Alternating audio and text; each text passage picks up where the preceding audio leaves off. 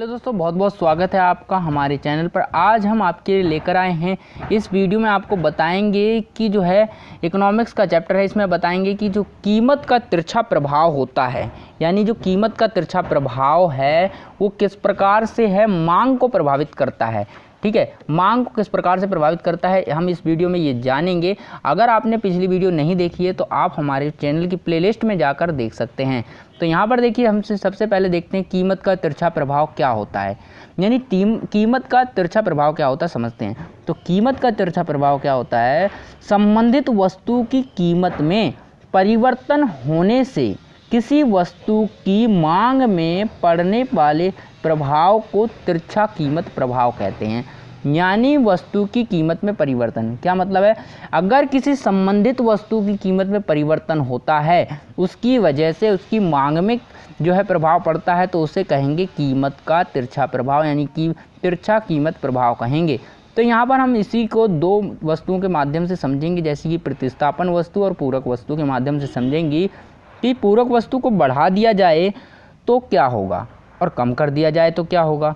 उसी तरह प्रतिस्थापन वस्तु को बढ़ाएंगे तो क्या होगा और कम करेंगे तो क्या होगा, मांग के साथ इसका क्या प्रभाव होगा। तो यहाँ पर समझिए, प्रतिस्थापन वस्तु की अगर हम प्रतिस्थापन वस्तु में वृद्धि कर दें, यानी प्रतिस्थापन वस्तु को बढ़ा दें, तो क्या होगा, यहाँ पर जो मांग है वो कम हो जाएगी। प्रतिस्थापन वस्तु को बढ़ाएंगे यानी प्रतिस्थापन वस्तु की कीमत में बढ़ा देंगे। जैसे कि अगर आप इसकी जो है कीमत बढ़ा देते हैं, कीमत, ठीक, ये आपकी कीमत है, अगर प्रतिस्थापन वस्तु की आप कीमत बढ़ा देते हैं तो उससे क्या होगा, प्रतिस्थापन वस्तु की कीमत बढ़ाने पर इसकी जो मांग है, मांग वो कम हो जाती है। ठीक है, यानी अगर यहाँ पर कीमत को बढ़ा दिया गया, कीमत अगर आप इसको कीमत को बढ़ा देंगे तो मांग कम हो जाएगी। प्रतिस्थापन वस्तु की कीमत को बढ़ाने पर मांग कम हो जाती है।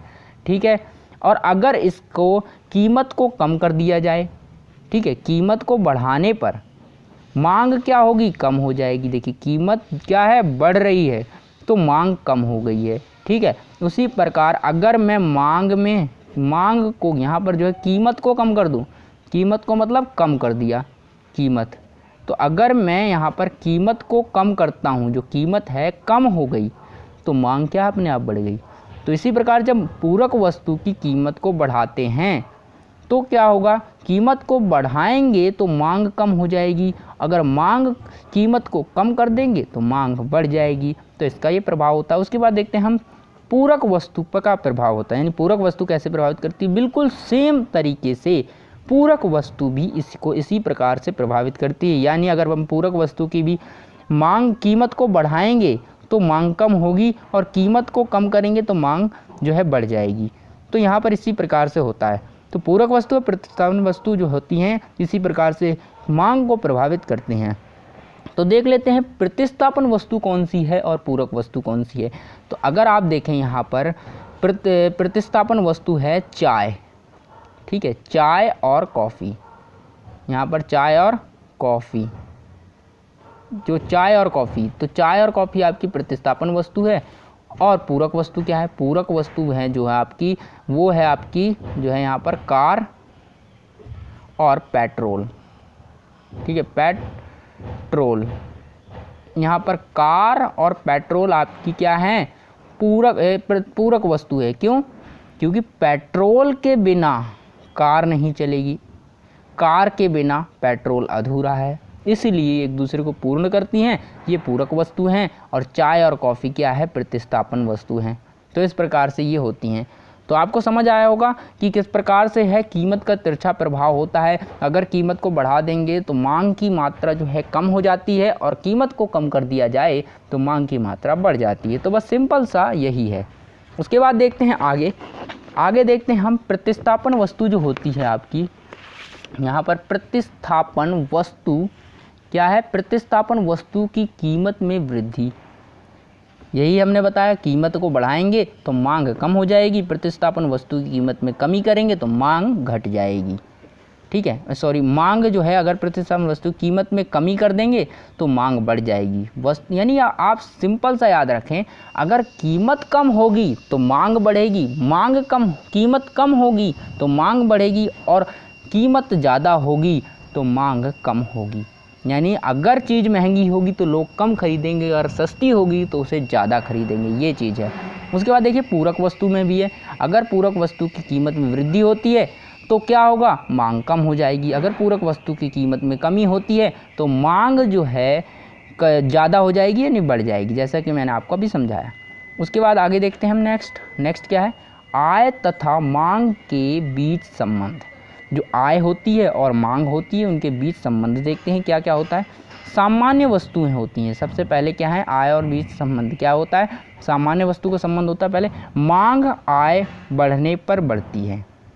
सामान्य वस्तु का मतलब होता है, यहाँ देखिए आय और मांग के बीच संबंध क्या होता है, यहाँ पर इन दोनों के बीच संबंध समझ लेते हैं। सबसे पहले देखिए, यहाँ पर देखिए एक उपभोक्ता है, यहाँ पर क्या है कि उपभोक्ता है और ये काम कर रहा है दिन भर, और यहाँ पर ये कुछ क्या करता है, ये जो है कुछ कमाता है, आय, इसकी कुछ आय है, इनकम है, कमा रहा है कुछ, तो इसकी आय कमाता है। और यहाँ पर जो है ये बाज़ार है, यहाँ पर क्या है, यहाँ पर वस्तुएं हैं, बहुत सारी वस्तुएं हैं, और वस्तुओं की क्या रहती है, मांग रहती है, वस्तुओं की रहती है मांग। अब यहाँ समझिए कि अगर इसकी आय कम है, इसके बीच देखिए आय और मांग के बीच संबंध समझना है, और अगर इस व्यक्ति की आय जो है कम है तो वस्तु ये कम मात्रा में ही तो खरीदेगा, यानी वस्तुएं ज़्यादा नहीं खरीद पाएगा, और जब ये ज़्यादा नहीं खरीद पाएगा तो क्या होगी, अपने आप मांग जो है कम हो जाएगी।